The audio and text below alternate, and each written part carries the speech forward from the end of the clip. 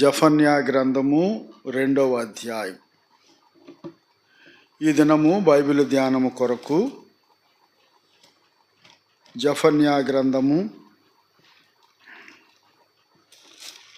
2వ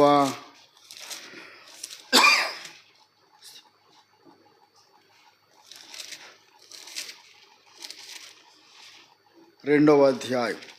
ఈ 2వ అధ్యాయాన్ని అంతటినీ మనం ఒకే పర్యాయము చదవట్లేదు, కానీ మొదటి 3 వచనాలు మనము కలిసి చదువుకుందాం. మొదటి 3 వచనాలు.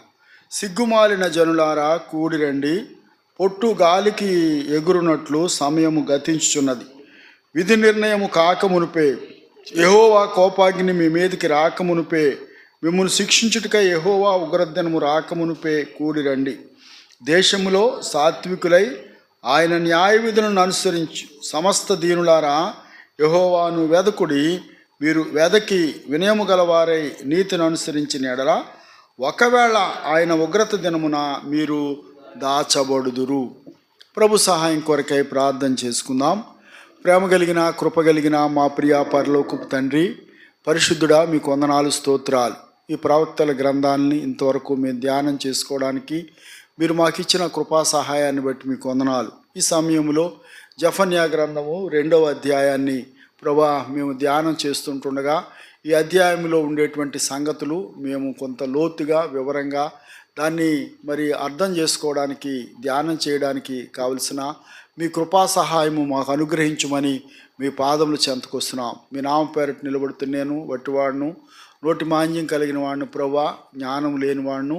మీ పరలోకపు సింహాసనంలో నుండి మీ మెలనైన స్వరము మేము వినడానికి కావలసిన మీ కృప దయచేయమని, మీ నోటికి బోరగా మాత్రమే నన్ను నిలవబెట్టుకునమని యేసయ్య పరిశుద్ధ నామంలో స్తుతించి ప్రార్థించి వేడుకొనుచున్నాము తండ్రి, ఆమేన్. ఈ జఫన్యా అనేటువంటి ఈ ప్రవక్త హోషియా అనేటువంటి రాజు కాలంలో ఉన్నట్లుగా మనం చూస్తూ వచ్చిన వారంగా ఉన్నాం. ఆ సమయంలో హోషియా అనేటువంటి రాజు కూడా మంచి సత్ప్రవర్తన కలిగినటువంటి రాజుగా ఉంటూ ఉన్నాడు. తన పితరుల వలె కాక, తన తండ్రి వలె కాక, తన తాత అయినటువంటి హిజ్కియా వలె యెహోవా దృష్టికి యథార్థంగా నడిచి అక్కడ ఉండేటువంటి దేవతా స్తంభాలన్నింటినీ పడగొట్టి ఆ యొక్క ఆలయాన్ని అంతటినీ కూడా, దేవాలయాన్ని పవిత్రపరిచి అక్కడ ఉండేటువంటి ధర్మశాస్త్ర గ్రంథమును చూసినప్పుడు దానిలో ఉండేటువంటి సంగతులు అందరూ గైకొనాలని ఆజ్ఞాపిస్తూ ఆ విధంగా యూదులైనటువంటి వారిని, ఇజ్రాయేలీలను దేవుని వైపుగా మరల్చిన వాడుగా ఉన్నాడు. అయితే దానిని మనం చూసినప్పుడు అతను తన వంతుగా ప్రయాసపడి వాళ్లను దేవాలయం యొద్దకు, ధర్మశాస్త్రం యొద్దకు నడిపించిన వాడుగా ఉంటున్నాడు. కానీ వారి యొక్క హృదయపు లోతులలో ఉండేటువంటి ఆ విగ్రహారాధన సంబంధమైనటువంటి పరిస్థితులు తీసివేయలేని వాడుగా ఉన్నాడు. అయితే దానిని గురించి ఇప్పుడు ఈ హోషియా అనేటువంటి ప్రవక్త ఈ యొక్క పుస్తకం ద్వారా వారిని హెచ్చరిక చేస్తూ వచ్చినటువంటి వాడుగా ఉన్నాడు. మొదటి అధ్యాయంలో కొన్ని సంగతులు మనం చూసినాం. ఇప్పుడు ఈ 2వ అధ్యాయాన్ని చూసినప్పుడు ఈ 2వ అధ్యాయము మొదటి 2 వచనాలలో యోధాను పశ్చాత్తాప పడమని పిలుస్తూ ఉన్నాడు. పశ్చాత్తాపమును కొరకైన పిలుపు 1-2 వచనాలు. దేనికి అని అన్నట్లయితే, మీరు త్వరగా దేవుని దగ్గరికి రండి, ప్రభు యొక్క ఉగ్రత దినం రాబోతుంది. ఆ ఉగ్రత దినము రాకముందే మీరు ఆయన చెంతకు వచ్చినట్లయితే మీరు దాచబడేవారుగా ఉంటారు. ఒకవేళ మీరు ఆ ఉగ్రత దినానికి ఆయన చెంతకు రాకపోతే ఆ ఉగ్రత పాలయ్యేవారుగా ఉంటారు. మీరు వచ్చి మీ సంగతుల విషయమై పశ్చాత్తాపడి ప్రభు సన్నిధిలో మిమ్మల్ని మీరు పడవేసుకుని మీ పాపముల విషయమై పశ్చాత్తాపడినట్లయితే ఆయన కనికరము చూపడానికి ఐశ్వర్యవంతుడిగా ఉంటున్నాడు. ఆయన అంటున్నాడు, రాస్తున్నాడు, విధి నిర్ణయము కాకమునిపే 2వ అధ్యాయం 2వ వచనం, యెహోవా కోపాగ్ని మీ మీదకి రాకమునిపే, మిమ్మల్ని శిక్షించుటకై యెహోవా ఉగ్రదినము రాకమునిపే కూడి రండి. మునిపే కూడి రావా. ఒకవేళ ఆ దినం వచ్చిన తర్వాత ఇంకా అనవసరం ఇంకా రావడం అనేటువంటిది. ఎందుకంటే అప్పటికే ఎవరు ఉండరు, అందరూ లయమైపోయేటువంటి వారుగా ఉంటున్నారు. కనుక ఆ సమయాన్ని తెలియజేస్తున్నాడు. ఏ సమయంలోపు దేవుని దగ్గరికి రావాలి, ఆ దేవుని యొక్క కోపాగ్ని వారి మీదకి రాకమునుపే, దేవుని యొక్క ఉగ్రత మీ మీదికి రాకమునుపే రావ. మనం కూడా మరి ప్రభు బిడ్డలంగా చేయబడినటువంటి వారంగా ఉంటున్నాం. దేవుని యందు విశ్వాసం ఉంచిన వారంగా ఉంటున్నాం. విశ్వాసులము అని నామకరణం చేసుకున్న వారంగా ఉంటున్నాం. కానీ మన జీవితాల్లో విశ్వాసం అనేటువంటి దానికి తావు లేకుండా అయిపోతుంది. ఒక విశ్వాసి ఈ లోకయాత్రలో ఏ విధంగా ఉండాలి అనేటువంటి దానికి మచ్చుకైనా మన బ్రతుకుల్లో లేని పరిస్థితులు. ఈ లోకాన్నే ప్రేమించే వారంగా ఉంటున్నాం. ఈ లోకాశలనే ప్రేమించే వారంగా ఉంటున్నాం. లోకానికి సమయం ఇవ్వగలిగే వారంగా ఉంటున్నాం, కానీ దేవునికి సమయం ఇవ్వలేని వారంగా ఉంటున్నాం. ఒక దినాన దేవుని యొక్క ఉగ్రత రాబోతుంది. ఆ ఉగ్రత వచ్చేటప్పుడు కూడా మన బ్రతుకులు ఎట్లానే ఉంటే ఆ ఉగ్రత గుండా మనం వెళ్ళవలసిన వారంగా ఉంటాం. కనుక దేవుని యొక్క పేరు పెట్టుకున్నటువంటి మనం దేవుని యొక్క స్వరూపంలోనికి మార్చబడవలసిన వారంగా ఉంటున్నాం. ప్రభు బిడలంగా చేయబడక ముందు మన ప్రాధాన్యతలు వేరేవిగా ఉంటాయి. ప్రభు బిడలంగా చేయబడిన తర్వాత మన ప్రాధాన్యతలు మారాలి, మన ప్రయారిటీస్ మారాలి. అందుకని ఆయనకి ఒక పేరు ఏమన్నట్లయితే ప్రీ ఎమినెంట్ గాడ్. అంటే ఏంటంటే సమస్తమునకు ముందుగా ఉన్నటువంటి వాడు, సమస్తములో ప్రాధాన్యుడు, అంటే అన్ని నామముల కంటే పైనామం కలిగినటువంటి వాడు. అటువంటి అన్ని నామముల కంటే పైనామము కలిగినటువంటి వాడు, సర్వశక్తి కలిగినటువంటి ఆ దేవునిని మనం పూజించే విధానము ఏదో ఆట ఆడుకున్నట్టుగా పాట పాడుకున్నట్టుగా ఉంటే కుదరదు. మనకు వీలుంటే చేసేది దేవుని భక్తి కాదు. మనకు వీలు కుదిరినప్పుడు చేసేది దేవుని భక్తి కాదు.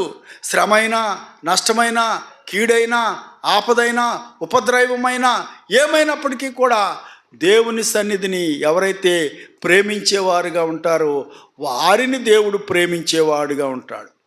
కనుక దేవుడు స్పష్టంగా తన వాక్యంలో సెలవిస్తున్నాడు, తన్ను ప్రేమించు వారి కొరకు ఆయన సిద్ధపరిచి ఉంచిన మేలు గొప్పది. ఆయన్ని ప్రేమించే వారికి ఆయన మేలు సిద్ధపరుస్తాడట. ఆయన అంటే లెక్క లేకుండా ఉండేటువంటి వారికి మేలు సిద్ధపరచడు. ఈ యోధా ప్రజలు కూడా అదే చేసిన వారుగా ఉంటున్నారు. ఆయన యొద్ద నుండి మేలు కోరేవారుగా ఉంటున్నారు, కానీ ఆయనకి మొదటి స్థానం ఇవ్వలేని వారుగా ఉంటున్నారు. వారు బయలును పూజిస్తూ వచ్చినారు, అష్టారోతును పూజిస్తూ వచ్చినారు, అన్ని ఆచారాలను పూజిస్తూ వచ్చినారు. పైగా ఏమంటున్నారంటే, మరి మా దేవుడు మాకెందుకు సాయం చేయడు? మనం ఇంతకుముందు ఉన్నటువంటి ప్రవక్తల గ్రంథాల్లో చదువుతూ వచ్చినాం. మా దేవుడు మాకెందుకు సాయం చేయడు? మా దేవుడు తప్పక సాయం చేస్తాడు అని అనుకున్నారు. అప్పుడు ఆయన హెచ్చరించినాడు, మీ దేవుడు ఎందుకు సాయం చేస్తాడు? మీకు చెయ్యడు. ఆయన మాట ఎప్పుడైనా విన్నారా మీరు? ఆయన మార్గాలు ఎప్పుడైనా నడిచారా? ఆయన అంటే ఎప్పుడైనా లక్ష్య పెట్టారా మీరు? కనుక మీకు దేవుడు సాయం చేయడు. మీరు భ్రమలో ఉంటున్నారు దేవుడు సాయం చేస్తాడని. మీరు ఆయనకి ప్రథమ స్థానం ఇవ్వరు, మీరు ఆయనకి సమయాన్ని ఇవ్వరు, మీ తలాంతులను ఆయనకి ఇవ్వరు. కానీ దేవుడు మాకు సాయం చేస్తాడని ఉంటారు కదా, మీరు భ్రమలో ఉంటారు. ఆ భ్రమలో ఉండగానే దేవుని యొక్క ఉగ్రత మీ మీదకి వచ్చేస్తుంది అని ప్రవక్తలు చెబుతూ వచ్చినారు. ఇప్పుడు ఈయన కూడా చెప్తున్నాడు, జెఫన్యా ఏమంటున్నాడు అని అన్నట్లయితే, ఆ ఉగ్రదినము రాకముందే, యెహోవా కోపాగ్ని మీ మీద మండుకొనకముందే, ఆయన వచ్చి మిమ్మల్ని చెరపట్టుకుని తీసుకొని పోకముందే, ఆయన యొద్దకు వచ్చి పశ్చాత్తాప పడినట్లయితే ఆయన మిమ్మల్ని దాస్తాడు. ఆ ఉగ్రత నుండి మిమ్మల్ని కాపాడుతాడు, ఆ ఉగ్రత నుండి మిమ్మల్ని భద్రపరుస్తాడు అని చాలా స్పష్టంగా మరి చెప్తూ ఉన్నాడు, ధైర్యంగా చెప్తున్నాడు. కనుక ఈ మొదటి 2 వచనాలలో మనం చూడగలిగేటువంటి అంశం ఏంటన్నట్లయితే, అందుకనే వాళ్ళని ఏమంటున్నాడు? 2వ వచనం వాళ్ళని ఏమని సంబోధిస్తున్నాడు? 2వ వచనము 2వ అధ్యాయము 1వ వచనం, సిగ్గుమాలిన జనులారా. ఏమని సంబోధిస్తున్నాడండి? సిగ్గుమాలిన జనులారా. ఎందుకు అంత పెద్ద పదం వాడినాడు వాళ్ళ కొరకు? ఎందుకు ఆ పదం వాడవలసి వచ్చింది? సిగ్గుమాలిన జనులారా అని ఎందుకు అంటున్నాడు? అంత మాట అనడానికి వాళ్ళు చేసినటువంటి పని ఏంటి అని అన్నట్లయితే, మరి ఇజ్రాయేల్ ప్రజలైనటువంటి వారు ఐగుప్తు యొక్క చెరలో ఉన్నప్పుడు ఆయన వారిని ప్రత్యేకపరుచుకుని వారిని మరి మోషే నాయకత్వంలో ఐగుప్తు చెరలో నుంచి విడిపించి ఆ ఎర్ర సముద్రాన్ని 2 పాయలుగా చేసి ఆరణ్యాల మీద నడిపించినాడు. త్రాగడానికి బండలో నుండి నీటినిచ్చినాడు. తినడానికి ఆకాశంలో నుండి మన్నాను కురిపించినాడు. వాళ్ళ కాళ్ళు వాయలేదు, చెప్పులు వారు తెగలేదు, బట్టలు మాసిపోలేదు. 40 సంవత్సరాలు అరణ్యంలో నడిచిపోతూ వచ్చినారు. వారికి ఏం కావాలంటే పగటిలో మేఘస్తంభంగా ఉన్నాడు, రాత్రిలో అగ్నిస్తంభంగా ఉన్నాడు. అయినప్పటికీ ఆ దేవాతి దేవుణ్ణి విడిచి సిగ్గుమాలి ఆ బయలుదేవతలను పూజిస్తూ వచ్చినారు. ఆ మోయాబు దేవతలను పూజిస్తూ వచ్చినారు, అష్టారోతు దేవతలను పూజిస్తూ వచ్చినారు. కనుక వారిని ఏమంటున్నాడు? సిగ్గుమాలిన వారలారా అంటున్నాడు. ఒకవేళ అదే మాట మన కోసం వాడితే మనం ఎంత చింతపడాలా? మిమ్మల్ని రక్షించుకున్నాను, మీ కొరకు నా ప్రియకుమారుడైన ప్రభువుని యేసుక్రీస్తు వారిని భూలోకంలోనికి ప్రాణం పెట్టిన వాడుగా ఉంటున్నాడు. ఆయన యొక్క శిలువ రక్తం ద్వారా మీ ప్రతి పాపము కడగబడింది. మీరు నీతిమంతులుగా చేయబడిన వారుగా ఉంటున్నారు. మీరు నిత్యజీవానికి వారసులుగా చేయబడిన వారుగా ఉంటున్నారు. మీరు నా స్వకీయ సాంపాద్యంగా నేను చేసుకున్నాను. నాకు నా సింహాసనంలో మీకు స్థలం ఇస్తాను, చోటిస్తానని చెప్పినాను. మీ కొరకు సిద్ధపరచబడిన జీతాన్ని మీకోసం తీసుకుని వస్తున్నాను. ఇన్ని నేను చెబుతున్నప్పటికీ కూడా మీరు ఇంకా ఈ లోకాన్నే ప్రేమిస్తున్నారు, ఈ లోకాశల్నే ప్రేమిస్తున్నారు, లోక సంబంధమైన వాటి మీదే కనుదృష్టి ఉంచుతున్నారు. ఈ లోకము దాని ఆశ గతించిపోతున్నాయని చెప్తున్నప్పటికీ కూడా ఈ లోకంలో ఉన్నదంతయు శరీరాశ, నేత్రాశ, జీవపుడంబము అవి తండ్రి వలన పుట్టినవి కావు, అవి లోక సంబంధమైనవే అని చెబుతున్నప్పటికీ కూడా మనం ఇంకా ఈ లోకాన్నే ప్రేమించే వారంగా ఉన్నట్లయితే ఇదే మాట మన పక్షంగా కూడా దేవుడు వాడేవాడుగా ఉంటాడు. సిగ్గుమాలిన వారలారా, ఎంత దురదృష్టకరమైనటువంటి మాట. కనుక ప్రియులారా, పశ్చాత్తాపము కొరకైనటువంటి పిలుపును మొదటి 2 వచనాలలో మనం చూస్తూ ఉన్నాం. 3వ వచనంలో చూసినట్లయితే, దేశములో సాత్వికులై ఆయన న్యాయ విధులను అనుసరించుచు సమస్త దీనులారా యెహోవాను వెదకుడి. మీరు వెదకి వినయము గలవారై నీతిని అనుసరించిన ఎడల ఒకవేళ ఆయన ఉగ్రత దినమున మీరు దాచబడుదురు. ఉగ్రత దినమున ఏం చేయబడతారంటండి? దాచబడతారు. దాచబడతారంటే ఇప్పుడు ఏదైనా ఉపద్రవం వచ్చిందనుకోండి, ఒకళ్ళని వెళ్ళి మనం ఆశ్రయిస్తే వాళ్ళు కాపాడుతారు. ఒకవేళ మనకి బైబిల్లో ఉండి ఒక ఉదాహరణ చూడాలనుకుంటే, ఎరికో పట్టణానికి వేగు చూడడానికి మరి వేగుల వారు వెళ్ళినప్పుడు రాహాబ్ అనేటువంటి వేశ్య మరి వాళ్ళని దాచిపెట్టి అప్పుడు అంటుంది, వాళ్ళు వచ్చారు సైనికులు, ఎవరన్నా వచ్చారా నీ ఇంటికి అని అంటే, మా ఇంటికి ఎవరు రాలేదండి, మరి మీరు శీఘ్రంగా పట్టుకుంటారు, తరమండి, ఒకవేళ అటువైపు ఎక్కడికన్నా వెళ్ళారేమో అని ఏం చేసింది? దాచిపెట్టింది, జమ్ములో దాచిపెట్టింది. అలాగే ఈ దాచిపెట్టినటువంటి అనుభవం నీకు నాకు దేవుడు ఇస్తానని చెప్తున్నాడు. ఆ ఉగ్రత నీ మీద ఏమీ కార్యం చేయదు, నేను నిన్ను దాచిపెడతాను అని అంటున్నాడు. జఫన్యా అనేటువంటి మాటకు అర్థం ఏంటంటే యెహోవా దాచును అని అర్థం. కనుక మనల్ని దాచిపెడతానంటున్నాడు. దేని నుంచి? కీడు నుండి, దేని నుంచి? ఆపద నుండి, దేని నుండి? ఉపద్రవాన్ని నుండి మనల్ని దారుస్తాను. అయితే దాచడానికి మనం ఏం చేయాలంట? సాత్వికులై న్యాయ విధులను అనుసరించుచు దీన మనసు కలిగి ఆయనను వెదికేటువంటి వారంగా ఉండాలి. 4 మాటలు చెప్పినాడు. ఒకటి మాట ఏంటంట? సాత్వికులంగా ఉండాలా. రెండవది ఆయన న్యాయ విధులను అనుసరించే వారంగా ఉండాలా. మూడవది దీనులంగా ఉండాలా. నాలుగవది ఆయన్ని వెదికేటువంటి అనుభవం కలిగిన వారంగా ఉండాలి. ప్రతి సందర్భంలో ఆయన్ని వెదికే వారంగా ఉండాలి. ఆయన్ని వెదికేటువంటి వారంగా ఉంటే ఆయన కనుగొనే వారంగా ఉంటాం. ఆయన్ని వెదికేటువంటి వారంగా ఉన్నట్లయితే ఆయన కనుగొనేటువంటి వారంగా ఉంటున్నాం. మనకు తను తాను బయలుపరుచుకోవడానికి ఆయన ఇష్టపడుతున్నాడు. ఆయన మత్తయి సువార్తలో చెప్తున్నాడు, నేను సాత్వికుడను దీన మనస్సు గలవాడను గనుక మీ కాడి ఎత్తుకొని నా యొద్ద నేర్చుకొనుడి అంటున్నాడు. ఆయన సాత్వికుడు, మనకు సాత్వికం నేర్పిస్తానంటున్నాడు. ఆయన దీన మనసు గలవాడు, మనకు కూడా దీన మనసును గురించి బోధిస్తానంటున్నాడు. ఆయన గురించినటువంటి న్యాయ విధులను మనము అనుసరించి నడిచేటువంటి వారం ఉండాలి. మీకా గ్రంథంలో కూడా ఆ మాటలే రాస్తున్నాడు. మీకా గ్రంథము 6వ అధ్యాయం 8వ వచనం, మనుషుడా ఏది ఉత్తమమో అది నీకు తెలియజేయబడి ఉన్నది, న్యాయముగా నడుచుకొనుటయు కనికరమును ప్రేమించుటయు దీన మనస్సు కలిగి నీ దేవుని ఎదుట ప్రవర్తించుటయు ఇంతే కదా యెహోవా నిన్ను అడుగుచున్నాడు. కనుక ప్రియులారా, మొదటిది ఆయన వైపు తిరిగి రెండవది సాత్వికులమై దీన మనస్సు కలిగి ఆయన న్యాయ విధులను అనుసరిస్తూ ఆయనను వెదకని ఎడల ఆయన మన యందు కనికరము చూపి ఉగ్రత నుండి మనల్ని విడిపిస్తానని చెప్తున్నాడు. ఈ ప్రవక్త మాత్రమే కాదు, ఇర్మియా గ్రంథము 3వ అధ్యాయం 1వ వచనం, ఇర్మియా గ్రంథము 3వ అధ్యాయము 1వ వచనం చూద్దాం రండి. మరియు ఒకడు తన భార్యను త్యజించగా ఆమె అతని వద్ద నుండి తొలగిపోయి వేరొక పురుషునిదైన తరువాత అతడు ఆమె వద్దకు తిరిగి చేరునా అలాగు జరుగు దేశము బహుగా అపవిత్రమగును కదా. అయినను నీవు అనేకులైన వెటకాండ్రతో వ్యభిచారము చేసినను నా యొద్దకు తిరిగి రమ్మని యెహోవా సెలవిచ్చుచున్నాడు. ఎంత ప్రేమ కలిగిన దేవుడు, ఎంత కరుణ కలిగినటువంటి దేవుడు. ఒక స్త్రీ ఒకవేళ తన భర్తను విడిచిపెట్టి వేరొక పురుషుని దగ్గరికి వెళ్ళి తాను అపవిత్రపరచుకుంటే అపవిత్రమైనటువంటి స్త్రీ దగ్గరికి ఏ పురుషుడైనా వెళతాడా? వెళ్ళడు.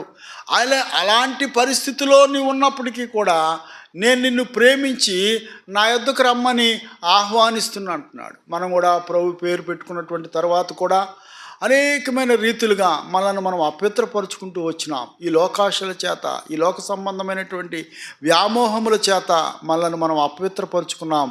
దేవుని నుండి దూరం అయిపోయిన వారంగా ఉంటున్నాం. అటువంటి మనలను ప్రేమతో పిలుస్తున్నాడు. నా దగ్గరికి రండి అని అంటున్నాడు. నేను మిమ్మల్ని శాశ్వతమైన అందుకని అంటున్నాడు ఇర్మియా గ్రంథం 17వ అధ్యాయంలో, శాశ్వతమైన ప్రేమతో నేను మిమ్మల్ని ప్రేమించుచున్నాను గనుక విడువక మీ ఎడల కృప చూపుతున్నాను. కనుక మనం తప్పిపోయినప్పుడు ఆయన ప్రేమ మన నుండి విడిచిపెట్టట్లే. ఆయన మనల్ని ప్రేమిస్తున్నాడు, మనల్ని కరుణించేవాడుగా ఉన్నాడు, మన ఎడల జాలి చూపేటువంటి వాడుగా ఉంటున్నాడు. ఇంకా ఇర్మియా గ్రంథము 3వ అధ్యాయము 12వ వచనంలో అంటున్నాడు, నీవు వెళ్ళి ఉత్తర దిక్కున ఈ మాటలు ప్రకటింపుము, ద్రోహిని వగు ఇశ్రాయేలు తిరిగి రమ్ము, ఇదే యెహోవాకు మీ మీద నా కోపము పడనీయను, నేను కృపగలవాడను గనుక నేను ఎల్లప్పుడూ కోపించువాడను కాను, ఇదే యెహోవా వాక్కు, ద్రోహిని వగు ఇశ్రాయేలు అంటున్నాడు. ఇశ్రాయేలు అంత ద్రోహం చేసింది, తన సృష్టికర్తను మర్చిపోయింది, తమ సంరక్షకుడిని మర్చిపోయింది, తమ పోషించేటువంటి వాడిని మర్చిపోయింది, తమ విమోచకుడిని మర్చిపోయింది, తన పరిశుద్ధ దేవుణ్ణి మర్చిపోయింది. ఇశ్రాయేలు నేను నీ పరిశుద్ధ దేవుణ్ణు అని ఆయన చెప్తుంటుంటే ఆ సంగతి మర్చిపోయింది. అటువంటి ద్రోహిని యొక్క ఇశ్రాయేలునంట ఏమని చెప్తున్నాడండి, నేను మీ మీద నా కోపము పడనీయను, నేను కృపగలవాడను గనుక నేను ఎల్లప్పుడూ కోపించువాడను కాను, ఇదే యెహోవా వాక్కు. 14వ వచనం అంటున్నాడు, భ్రష్టులకు పిల్లలారా తిరిగి రండి, నేను మీ యజమానుడను, ఇదే యెహోవా వాక్కు. ఒకానొక పట్టణంలో నుండి ఒకనిగాను ఒకానొక కుటుంబంలో నుండి ఇద్దరిని గాను మిమ్మల్ని తీసుకొని సియోనుకు రప్పించేదను. కనుక మళ్ళీ అంటున్నాడు, నువ్వు ద్రోహం చేసినా, నువ్వు భ్రష్టురాలివైనా, నువ్వు నన్ను విడిచిపెట్టి తిరిగినా, నువ్వు వేరొక పురుషుని చేరినా, అటువంటి పరిస్థితిలో ఉన్న నిన్ను కూడా నేను నిన్ను ప్రేమిస్తున్నాను, నా కోపం నీ మీద పడనీయను, నువ్వు తిరిగిరా అని ఆహ్వానిస్తున్నాడు. ఎంత ప్రేమ కలిగినటువంటి దేవుడు. మన పతన స్థితిని చూసి మనల్ని విడిచిపెట్టేలేదు కానీ, మన పడిపోయినటువంటి స్థితిని చూసి మనల్ని విడిచిపెట్టలేదు కానీ, మన అపవిత్ర స్థితిని బట్టి మనల్ని ప్రక్కకు త్రోసివేయలేదు కానీ, ఆ అపవిత్రతతో ఆయన యొద్దకు వెళ్ళినప్పుడు తన రక్తాన్ని మనపై ఉంచి మనల్ని కడిగి పరిశుద్ధపరిచి పవిత్రపరిచి తిరిగి మరి తాను స్వీకరించడానికి ఇష్టపడుతూ ఉన్నాడు. కనుక మొదటిది సాత్వికం కలిగిన వారంగా ఉండాలి. రెండవది దీన మనస్సు కలిగి న్యాయ విధులను అనుసరించేటువంటి వారంగా ఉండాలి. ఆయనను వెదికేటువంటి వారంగా ఉండాలి. వెదికేటువంటి వారంగా ఉంటే ఆయన మన ఎడల జాలి చూపి ఆయన ఉగ్రత నుండి మనల్ని తప్పిస్తానని వాగ్దానము చేస్తున్నాడు. ఇప్పుడు 2వ అధ్యాయము 3వ వచనం వరకు మనం ధ్యానం చేసాం. అయితే ఇప్పుడు ఈ 4వ వచనము నుండి 2వ అధ్యాయము 15వ వచనం వరకు ఉన్నటువంటి భాగాన్ని అంతటినీ మనం చూస్తే ఇప్పుడు అన్య దేశాలను గురించినటువంటి తీర్పు బయలుపరుస్తున్నాడు. ఇప్పుడు ఈ అన్య దేశాలంటే ఎవరు అని అంటే, ఈ యూదులైనటువంటి వారు, ఈ ఇజ్రాయేలీలైనటువంటి వారు అసలు పాపం చేయడానికి కారణం వారే. ఎవరు? అని అన్నట్లయితే, ఇప్పుడు ఒకవేళ ఈ మందిరము ఈ యోధా రాజ్యము, ఇజ్రాయేలు రాజ్యము అని అనుకున్నాం అనుకోండి, దీనికి నలువైపులు ఉండేటువంటి అన్య దేశస్థులు, అన్య రాజులు ఎవరైతే వీరిని ఆక్రమించుకుని వీరిని చెరపట్టిన వారుగా ఉంటున్నారో వారే వీరి యొక్క అపవిత్రతకి కారణం. ఇప్పుడు ఈ చుట్టూ ఉండేటువంటి వారు, నలుదిశలా ఉన్నటువంటి వారు మనము క్లుప్తంగా చూసినట్లయితే పశ్చిమాన యోధా రాజ్యానికి ఫిలిస్తీన్లు ఉండేటువంటి వారు, ఫిలిస్తీయ రాజ్యం ఉండేది పశ్చిమాన. తర్వాత తూర్పున మోయాబు దేశము, అమ్మోను దేశము అనేటువంటి రెండు జనాంగాలు ఉండేవారు, మోయాబు, అమ్మోను అనేటువంటి వాళ్ళు. తర్వాత ఉత్తరాన చూసినప్పుడు అషూరు అంటే మనకు బాగా తెలిసినటువంటి వాళ్ళు ఎవరంటే అషూరీయులు అంటే నినివే పట్టణస్థులు, లేదంటే అషూరు రాజ్యానికి నినివే ప్రధాన పట్టణం. కనుక యోనా ప్రవచించినాడు నినివే పట్టణానికి వెళ్ళి, ఆ తర్వాత నహూము ప్రవచించినాడు. కనుక అషూరీయులు కూడా ఈ యోధులు పాపం చేయడానికి కారణమైనారు. మరి పశ్చిమాన్ని చూసినాం, తూర్పును చూసినాం, ఉత్తరాన్ని చూసినాం. దక్షిణాన ఐగుప్తీలు ఉన్నారు. వాళ్ళు కూడా ఇజ్రాయేలీలు పాపం చేయడానికి, యూదులు పాపం చేయడానికి కారణమైనారు. కనుక అప్పుడు ఆ 4 జనాంగాల మీద దేవుని యొక్క ఉగ్రత ఏ విధంగా ఉండబోతుంది అనేటువంటిది మిగిలినటువంటి మరి 4వ వచనము నుండి 15వ వచనం వరకు తెలియజేస్తూ వచ్చినాడు. మొట్టమొదటిగా మరి పశ్చిమ భాగంలో ఉండేటువంటి ఫిలిస్తీన్ల గురించి రాస్తున్నాడు. ఎక్కడి నుండి? 4వ వచనము నుండి. 4వ వచనం చదువుదాం, చూడండి. 4వ వచనం. ఈ భాగాన్ని మనం చదివేదానికి ముందుగా కొంత చరిత్రను చూసేవారంగా ఉంటున్నాం. ఈ ఫిలిస్తీ దేశాన్ని మరి 4 సర్దారులు అనగా, ఇప్పుడు మనకు అర్థమయ్యే భాషలు చెప్పాలనుకుంటే 5 నాయకులైనటువంటి వారు, లేదన్నట్లయితే ముఖ్యమంత్రులైనటువంటి వారు పరిపాలించేవారు. ఈ యొక్క 5 సర్దారులు, 5 ప్రాంగణాలు, 5 పట్టణాలు. వీటికి ప్రతి ప్రాంగణానికి ఒక ముఖ్య పట్టణం ఉంది. ఏంటి అని అన్నట్లయితే, మొదటి దానికి గాజా, రెండవది అష్కలోను, మూడవది ఇక్కడ ఉంటుంది 4వ వచనంలో ఉంటాయి. గాజా, అష్కెలోను, అష్టోదు, ఎక్రోను, తర్వాత కెరెతీలు లేదంటే మరి ఫిలిస్తీ సంబంధమైనటువంటి కనానీయులు, ఈ విధంగా కెరెతీయులు లేదంటే కనానీయులు, ఈ 5 ప్రాంతాలకి చెందినటువంటి వారు ఆ ఫిలిస్తు దేశంలో ఉండేవారు. వీళ్ళందరూ కూడా మరి ఇశ్రాయేలు ప్రజలు పాపం చేయడానికి కారణమైన కారణాన్ని బట్టి వాళ్ళు ఒక్కో పట్టణం మీదకి రాబోయేటువంటి తీర్పును ఇక్కడ 4వ వచనంలో రాస్తూ వచ్చినాడు. ఏంటి అని అన్నట్లయితే చదువుదాం. 4వ వచనం. గాజా పట్టణము నిర్జనమగును, అష్కెలోను పాడైపోవును, అష్టోదు పారదోలబడును, ఎక్రోను దున్నబడును, సముద్ర ప్రాంతమందు నివసించు కెరీతీయులు మీకు శ్రమ. మీ దేశములో కనాను నిన్ను గూర్చి యెహోవా సెలవిచ్చినదేమనగా, నీ యందు ఒక కాపురస్తుడేను లేకుండా నేను నిన్ను లయము చేతును. ఒక్కడు కూడా ఉండకుండా లయం చేస్తాడట. ఎలాంటి తీర్పు అంటండి? గాజా ఏమవుతుంది? నిర్జీవం అయిపోతుందంట. అష్కలోను పాడైపోతుందంట. అష్టోదు పారద్రోలబడుతుందంట. ఎక్రోను దున్నబడుతుందంట. దున్నబడిన తర్వాత ఈ ప్రాంతాలన్నీ కూడా యూదులైనటువంటి వారు స్వాధీనపరుచుకుంటారు.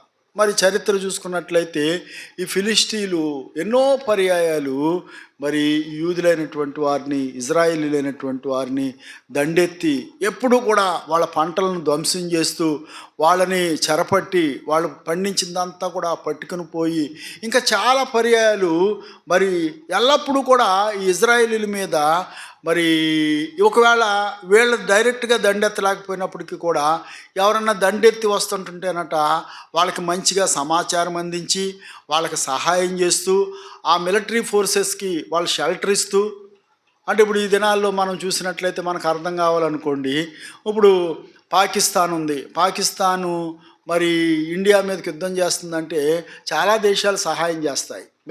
మిలిటరీ మరి వెపన్స్ కానీ అవి కానీ ఇవి కానీ ఇండియా దేశం మీదకి డైరెక్ట్గా దండెత్తి రాకపోయినా వాళ్ళకి సహాయం చేస్తాయన్నమాట. అలాగే ఈ ఫిలిస్టీన్లు ఏం చేసేవారు? స్వయంగా దండెత్తి తెచ్చేవారు. ఒకవేళ స్వయంగా దండెత్తి రాకపోయినా ఎవరన్నా వేరే వాళ్ళు ఇశ్రాయేలీల మీదకి దండెత్తి వస్తుంటుంటే వాళ్ళకి చాలా పర్యాయాలు సహాయ సహకారాలు అందించేవారట. అంత మాత్రమే కాదు, ఒకవేళ ఎవరైనా యూదులైనటువంటి వారు ఇశ్రాయేలీలైనటువంటి వారు పారిపోయి అరణ్యాల్లో లేదంటే కొండలలో దాగుకుంటే వాళ్ళందరినీ పట్టి తెచ్చి వీళ్ళకి అప్పచెప్పేవారంట. అంత ఘోరమైనటువంటి పాపాలు చేసిన వాళ్ళు ఈ ఫిలిష్తీయులు. అందుకని ఈ ఫిలిష్తీయ పట్టణాలను గురించి దేవుడిచ్చేటువంటి తీర్పు ఏంటన్నట్లయితే, గాజా నీవు నిర్జనమవుతావు, అష్కెలోను నువ్వు పాడైపోతావు, అష్టోదు నువ్వు పారదోలబడతావు, ఎక్రోను నీవు దున్నబడతావు, సముద్ర పార్తమంది కెరేతీలారా మరి కనాను కాపురస్తులారా మీలో ఒక్కడు కూడా ఉండడు, అందరిని కూడా నేనేం చేస్తాను? సమూలంగా నాశనం చేస్తాను అని చెప్పినాడు. కనుక దేవునికి మరి స్వంత వాళ్ళైనా బయట వాళ్ళైనా ఒకటే తీర్పు. ఎందుకంటే ఆయన యథార్థవంతుడు, ఆయన సత్యవంతుడైన దేవుడు, ఆయన పక్షపాతం లేనటువంటి వాడు. ఆయన బిడ్డలైనప్పటికీ ఆయన తిరిగి పశ్చాత్తాపపడి ఆయన చెంతకొచ్చినట్లయితే ఆయన దాస్తానని చెప్పినాడు. రెండవది ఆయన బిడ్డలను ఎవరైతే దాడి చేసినారో, యూదులైనటువంటి వారి మీద ఎవరైతే దాడి చేసినారో, ఇశ్రాయేలు అయినటువంటి వారి మీద ఎవరైతే దాడి చేసినారో ఆ జనాంగాన్ని అంతటినీ కూడా స్పేర్ చేయకుండా వాళ్ళపైకి దేవుని యొక్క ఉగ్రతను తీసుకొని వచ్చిన వాడుగా ఉంటున్నాడు. ఇప్పుడు పశ్చిమంగా ఉండేటువంటి ఫిలిష్తీన్ గురించి చూసాం. తర్వాత తూర్పును ఉన్నటువంటి వారిని గురించి చూద్దాం. తూర్పును ఎవరున్నారంట? అమ్మో 2వ అధ్యాయము 8వ వచనం. మోయాబు వారు చేసిన నిందయు అమ్మోను వారు పలికిన దూషణ మాటలను నాకు వినబడెను. వారు నా జనుల సరిహద్దుల్లో ప్రవేశించి అతిశయపడి వారిని దూషించిరి. నా జీవము తోడు మోయాబు దేశము సొదొమ పట్టణం వలను, అమ్మోను దేశము గొమొర్రా పట్టణం వలను అగును అని, అవి ముండ్ల చెట్లకును ఉప్పు గోతులకును స్థానమై నిత్యము పాడుగా ఉండును. నా జనుల్లో శేషించిన వారు ఆ దేశములను దోచుకొందురు, నా జనుల్లో శేషించు వారు వాటిని స్వతంత్రించుకొందురు. కాబట్టి ఇశ్రాయేలు దేవుడైన సన్నిధికి యెహోవా వాక్కు ఇదే. వారు అతిశయపడి సన్నిధికి యెహోవా జనులను దూషించిరి గనుక వారి గర్వమును బట్టి ఇది వారికి సంభవించును. తర్వాత ఏమంటున్నాడు? జనముల ద్వీపముల్లో నివసించు వారందరూ తమ తమ స్థానముల నుండి తనకే నమస్కారం చేయనట్లు భూమిలోనున్న దేవతలను ఆయన నిర్మూలము చేయను. యెహోవా వారికి భయంకరుడుగా ఉండును. ఎవరి మోయాబీలు, ఎవరి అమ్మోనీయులు అని అన్నట్లయితే లోతు యొక్క సంతతి మోయాబీలు, అమ్మోనీయులు. పెద్ద కుమార్తెకు పుట్టిన వారు మోయాబీలు, చిన్న కుమార్తెకు పుట్టినటువంటి వారు అమ్మోనీయులు. ఇశ్రాయేలు ప్రజలకు బహు సమీపమైనటువంటి వారు.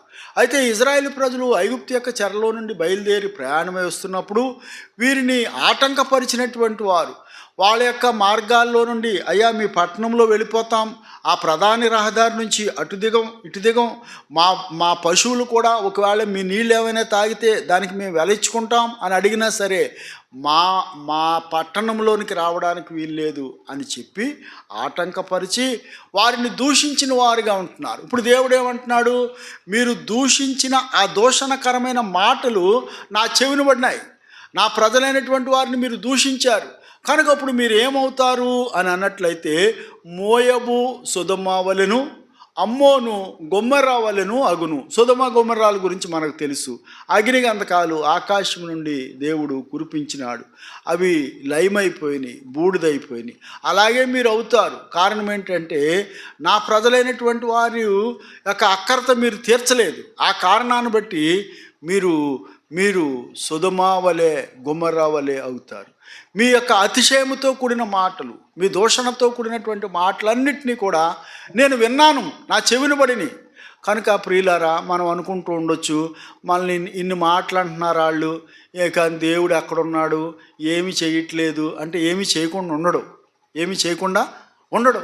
ఒక దినాన్ని తప్పక తీర్పు తీరుస్తాడు. ఆయన మనపక్షంగా న్యాయం వహించేటువంటి దేవుడుగా ఉంటున్నాడు.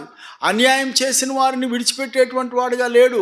ప్రతి క్షణము ఆయన మన పక్షంగా ఆలోచన చేసేవాడుగా ఉంటున్నాడు, మన పక్షంగా కార్యం చేసేటువంటి వాడుగా ఉంటున్నాడు.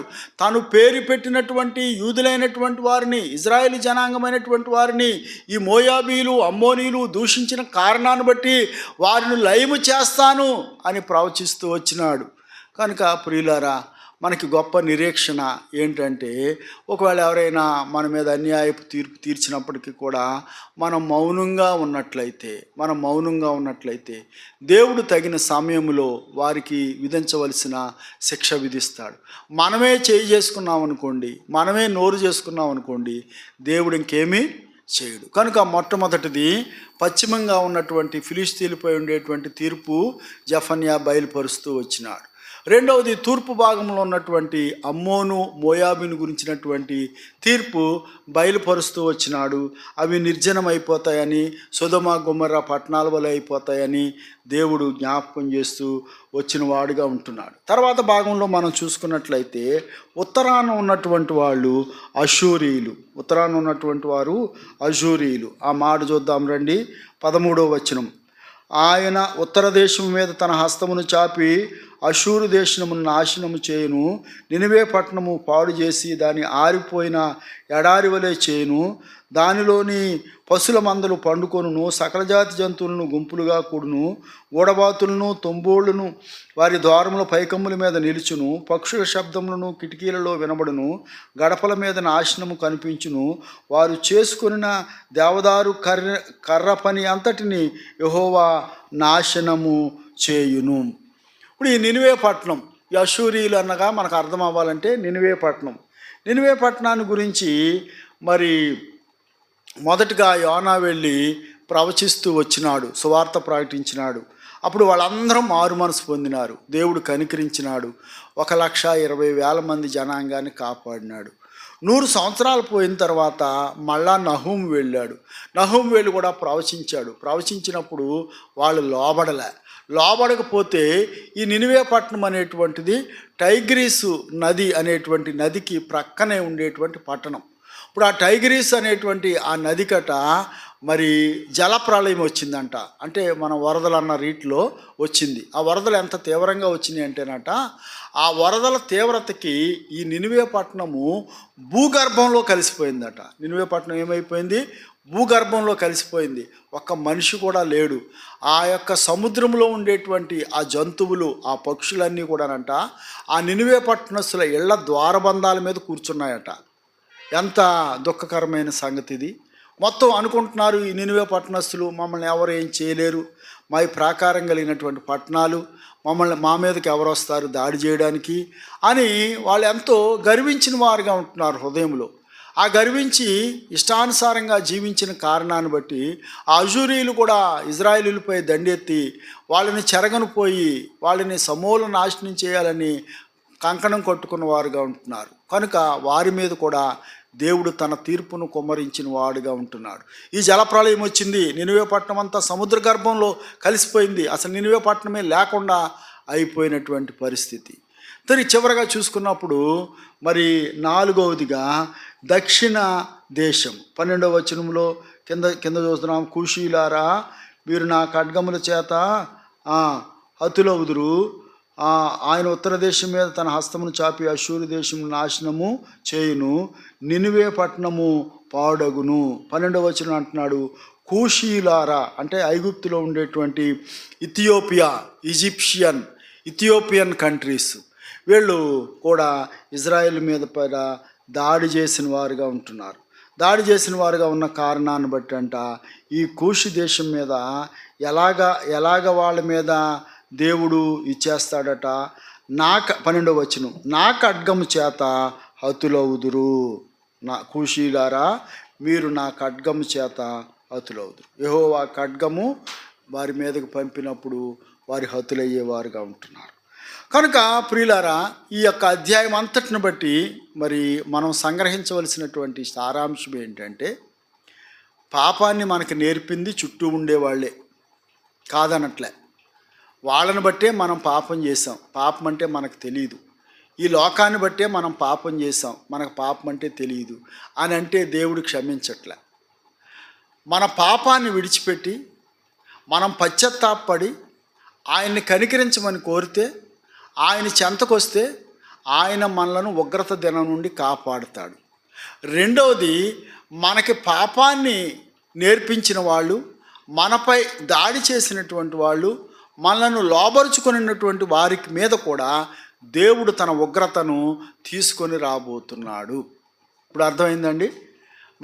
మనం దేవుడి నుండి దూరం అయిపోవడానికి కారణం ఎవరు? మన చుట్టూ ఉండేవాళ్ళు. కానీ వాళ్ళని విడిచిపెట్టట్లేదు దేవుడు. అలాగని చెప్పి వీళ్ళకి ఏం తెలియదు పాపం, వాళ్ళకి నేర్పిస్తేనే వీళ్ళ పాపం చేశారు కదా, వీళ్ళని క్షమించి విడిచిపెట్టేద్దాము అని అనట్లే. మనం మారు మనసు పొందాలి, మనం పశ్చాత్తాపడాలా, ప్రభువా మేము పాపం చేసినామని ఒప్పుకోవాలా, ఆయన సన్నిధికి వెళ్ళాలా, మనం సాత్వికులం అవ్వాలా, మనం దినమనసు కలిగి ఆయన న్యాయంగా న్యాయ విధులు నడుచుకోవాలా, ఆయనను మనం వెతికేటువంటి వారంగా ఉండాలా. అప్పుడు మాత్రమే మనం కనికరించబడే వారంగా ఉంటాం. కనుక ప్రియులారా, మనకి తప్పించుకోవడానికి అవకాశం ఉంది, వాళ్ళకి తప్పించుకోవడానికి అవకాశము లేదు. ఒకవేళ మనం తప్పించుకోవడానికి అవకాశం ఉన్నటువంటి ఆ పశ్చాత్తాప హృదయం మనలో రాకపోతే, వారితో కలిసి మనం కూడా దేవుని యొక్క ఉగ్రత దినాన్ని అనుభవించవలసిన వారంగా ఉంటాం. కనుక జెఫన్యా చెప్పేటువంటిది ఏంటంటే, ప్రియమైన యూదులారా, తిరిగి రండి, ఉగ్రత దినం రాక మునిపే, యెహోవా కోపాగ్ని మీ మీదకి రగులు కొనక మునిపే, ఆయన ఇంకా మీ చెంతనుండగానే ఆయన యొద్దకు మీరు వచ్చినట్లయితే ఆయన మిమ్మల్ని క్షమించి ఆ ఉగ్రత దినాన్ని నుండి దాచి మిమ్మల్ని భద్రపరుస్తాడు. ఎంత మంచి మాట, ఎంత శుభవర్తమానం. ఈ రాత్రికాల సమయంలో మనం జ్ఞాపకం చేసుకుందాం. ఒకవేళ రక్షింపబడినటువంటి మనం కూడా, ప్రభు బిడ్డలంగా పేరు పెట్టుకున్నటువంటి మనం కూడా, ఇంకా మనం చేసేటువంటి కార్యాలను బట్టి దేవుని ఉగ్రతకు లోనయ్యే వారంగా ఉంటున్నామా? ప్రభు మనకు అవకాశం ఇస్తున్నాడు. అయ్యా క్షమించి, మమ్మల్ని క్షమించాయా, ఇంతకాలము లోకంలోంచి విడిపింపబడినామని నోటితో చెప్తున్నాం, ఇంకా లోకంలోనే ఉన్నాం, ఈ లోక స్నేహాలతో ఉన్నాం, లోక ఆశలతో ఉన్నాం, లోక సంబంధమైన బంధకాల్లోనే ఉన్నాం. నిజంగా నీ ఉగ్రతకు పాత్రులమైనటువంటి వారు మేము, మమ్మల్ని విడిపించాలి అని అంటే ఏకైక మార్గం నువ్వు తెలియజేస్తూ వచ్చినావు. నీ వద్దకు తిరిగి సమకూడమన్నావు, నీ వద్దకు రమ్మన్నావు. మేము ఈ దినానే వస్తున్నాం, మా హృదయాలను చింపుకుంటున్నాం, మా వస్త్రాలను కాదు, మా హృదయాలను చింపుకొని నీ వద్దకు వస్తున్నామయ్యా, మమ్మల్ని క్షమించు, మీ నిత్య నిబంధన రక్త ప్రోక్షణ కిందకి మమ్మల్ని తెచ్చుకుంటున్నాం, కడిగి శుద్ధినిగా చేయి ప్రభువా అని అడిగితేనట ఆయన క్షమించి ఆ ఉగ్రత నుండి మనలను తప్పిస్తాడట, దాస్తాడట. ఒకవేళ అటువంటి అనుభవం మన జీవితంలో లేకపోయి యథావిధిగా మన జీవితాన్ని కొనసాగించుకున్నట్లయితే, మన చుట్టూ ఉండేటువంటి అన్య దేశాల మీదకి రాబోయేటువంటి తీర్పు మన మీద కూడా రాబోతుంది. అయితే ఎప్పుడైతే మనం ఆయన చెంతకు వస్తామో, ఆయనను మనం క్షమించుటకు సిద్ధమనసు కలిగిన వాడు, ఆయన క్షమించి మన ప్రతి పాపం నుంచి మనల్ని విడిపించి ఆ ఉగ్రత నుండి తప్పించి దాచి నిత్య జీవానికి వారసులుగా చేసేవాడుగా ఉంటాడు. ఆ రీతిగా మనం ప్రభు చెంతకొచ్చి పశ్చాత్తాపడిన వారమై ఆయన ఇచ్చేటువంటి నిత్య జీవానికి వారసులం కావడానికి వరకు ప్రభు మనకి సహాయము చేయునుగాక. ప్రార్థన చేసుకుందాం. ప్రేమ నమ్మకం కలిగిన మా ప్రియ పరలోకపు తండ్రి, పరిశుద్ధుడు అయిన దేవా, మీకు వందనాలు స్తోత్రాలు చెల్లించుకుంటున్నాం. ఈ రాత్రికాల సమయంలో బేతేలు ప్రార్థనా మందిరంలో బైబిల్ ధ్యానం కొరకు మేము కూడి రావడానికి మీరు చూపిన కృపను బట్టి మీకు వందనాలు. జెఫన్యా గ్రంథము 2వ అధ్యాయంలో మీరు రాయబడిన సంగతులు మేము కొన్ని మా ప్రభా సంభాషించుకోవడానికి ఇచ్చిన కృపను బట్టి మీకు వందనాలు. ఆ యోధా దేశము, ఇజ్రాయేలు దేశమునకు నలుదిశలో ఉన్నటువంటి అన్య జనాంగాల మీదకి మీ తీర్పు ఏ విధంగా తీసుకొని రాబోతున్నారో, అదేవిధంగా యోధాలో ఉన్నటువంటి వారు కూడా మారు మనసు పొందకపోయినట్లయితే, పశ్చాత్తాప పడకపోయినట్లయితే అదే ఉగ్రత మా మీద కూడా నిలిచి ఉందని ప్రభున తండ్రి మీరు జ్ఞాపకం చేస్తూ వచ్చినారు. కనుక మా యొక్క పతనముల విషయమై, మా వృజనముల విషయమై మీ వద్దకు వచ్చి పశ్చాత్తాపడిన వారమై, మా యొక్క పాపములను మీ సన్నిధిలో ఒప్పుకున్న వారమై మిమ్మల్ని ఆశ్రయించినప్పుడు మీరు మమ్మలను దాచి ఉంచే దేవుడు, ఆ ఉగ్రత నుండి దాచి ఉంచే దేవుడు, ఆ కీడు నుండి దాచి ఉంచే దేవుడు, ఆపద నుండి దాచి ఉంచేటువంటి దేవుడుగా ఉన్నందుకే మీకు వందనాలు. మీరు మాకు అనుగ్రహించిన ఈ నిరీక్షణతో కూడిన మాటలను బట్టి మీకు వందనాలు చెల్లించుకుంటున్నాం. ప్రభా, బేతేలు సంఘాన్ని జ్ఞాపకం చేసుకునండి. ప్రతి ఒక్కరూ కూడా అనుభవంలో ఉండడానికి కావాల్సిన మీ కృప దయచేయండి. ఈ లోకము దాని ఆశలు గతించిపోతాయని ప్రభా తండ్రి చిత్తం చొప్పున చేయువాడే నిరంతరము నిలిచినని ఎరిగి ప్రభా మీ సమయాన్ని మీకు ఇవ్వడానికి కావాల్సిన మీ కృప దయచేయండి. ఎంత నిర్లక్ష్యము, ఎంతో అశ్రద్ధ మా జీవితాలను పాడు చేసేదిగా ఉంది. మేము రక్షింపబడినామని చెప్తున్నాం కానీ ఈ లోకంలో ఉన్నటువంటి దౌర్భాగ్యాన్ని అంతటిని కూడా మేమే అనుభవించే వారంగా ఉంటున్నాం. ప్రభు నా తండ్రి సంతోషం లేని పరిస్థితులు, సమాధానం లేని పరిస్థితులు, ప్రభు నా తండ్రి కొట్టబడిన పరిస్థితులు, వేదనతో కూడినటువంటి పరిస్థితులు, అనేకమైనటువంటి చింతలు, విచారాలు మమ్మల్ని వెంబడిస్తున్నాయి. స్వాతంత్రము లేని పరిస్థితులు ప్రభు మేము కలిగి ఉంటున్నాం. పాపమంతా మా యొక్క నెత్తిపై తాండవం చేస్తూ ఉంది. పాప శిక్షకు మాత్రమే మేము పాత్రులంగా ఉంటున్నాం. అయితే మీరు ఒక అవకాశం ఇస్తున్నారు. ఎవరైతే పశ్చాత్తాపపడి నా యొద్దకు వచ్చేవారుగా ఉంటున్నారో వారిని విడిపించి ఉగ్రత నుండి కాపాడుతానని వాగ్దానం ఇస్తున్నారు. కనుక అన్యుల వలె మేము కూడా ఉగ్రత దినాన తీర్పు పొందక రక్షింపబడిన వారంగా మేమందరం ఉండడానికి కావలసిన మీ కృప దయచేయమని మీ పాదములు చెంతకొస్తున్నాం. విత్తబడిన వాక్యమును నీరు కట్టి ఫలింపు చేయండి. ముందున్న సమయాన్ని దీవెనకరంగా చేయండి. అలాగే మరి మా ప్రభా బేతేలు రెహోబోతు బేతనియ అక్కర్తలు మీ మహిమలోంచి తీర్చుమని మీకే వందనములు చెల్లిస్తూ యేసుక్రీస్తు ప్రభువారి పరిశుద్ధ నామంలో స్తుతించి ప్రార్థించి వేడుకొనుచున్నాము తండ్రి. ఆమేన్. మన తండ్రి అయిన దేవుని యొక్క ప్రేమ, ఆయన ప్రియకుమారుడైన ప్రభువైన యేసుక్రీస్తు వారి యొక్క కృప, పరిశుద్ధాత్మ దేవుని యొక్క అన్యోన్య సహవాసము ఇక్కడ కూడి వచ్చిన మనకును సార్వత్రిక సంఘంలోని సకల పరిశుద్ధులకు సదాకాలము తోడై ఉండును గాక. ఆమేన్.